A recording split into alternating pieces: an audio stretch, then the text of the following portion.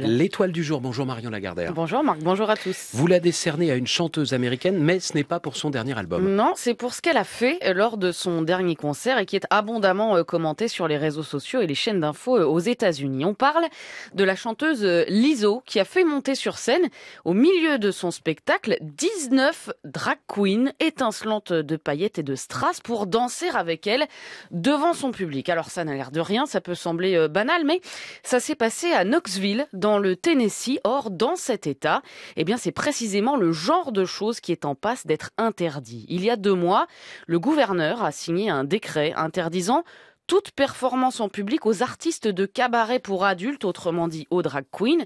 Quelques jours plus tard, les instances fédérales ont bloqué temporairement ce décret, estimant le texte trop vague, mais il est en cours de réécriture et pourrait bien être validé. D'où la décision de Lizzo, décision qu'elle a expliquée à son public directement sur scène après sa performance. Beaucoup de gens m'ont dit « Annulez vos spectacles dans le Tennessee, n'y allez pas, boycottez, je comprends », dit-elle.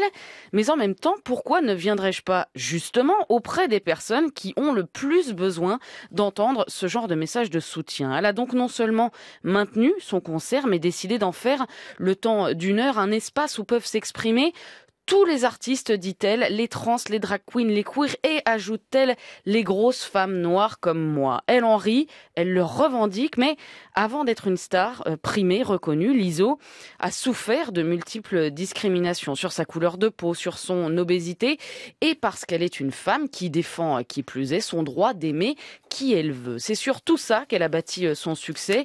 Les paroles de ses chansons font l'éloge de la diversité, de l'estime de soi, de la liberté d'expression et de création. Alors là aussi, vous allez me dire que ça peut sembler banal, que tout le monde est pour la liberté d'expression, sauf qu'au pays de la liberté, the land of the free, nombre d'États gouvernés par des républicains restreignent petit à petit tous les droits. Ça va des lois d'interdiction de suivi médical pour les personnes trans à l'interdiction de l'avortement, en passant par le retrait de centaines de livres dans des bibliothèques, d'où les milliers de messages de remerciements que Lizzo reçoit sur Instagram depuis 2 jours. Des messages dont un résume l'enjeu à lui tout seul. Merci, écrit un internaute, merci de ne pas faire comme si de rien n'était.